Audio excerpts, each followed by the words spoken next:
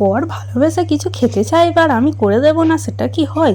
বাড়িতে ক্যাপসিকাম মাসে কিছুই ছিল না, শুধু পেঁয়াজ আর টমেটো দিয়েই বাড়িতে আর চিলি চিকেন বানালাম।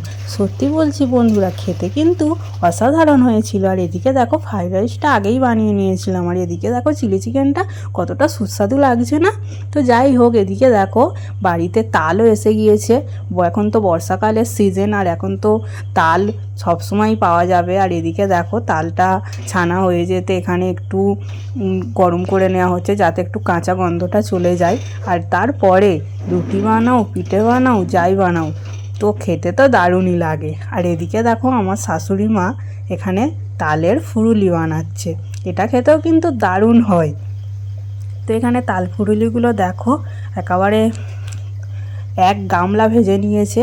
আর তারপর বিকালবেলা এখানে বড়মশাই বাজারে গিয়েছিল, সেখান থেকে দেখো আমার জন্য খাবার নিয়ে এসেছে। তো আমি বলেছিলাম আনতে, আর এখানে আমি আলু ভাজা দিয়ে মুড়ি খাচ্ছিলাম। আর এটা তো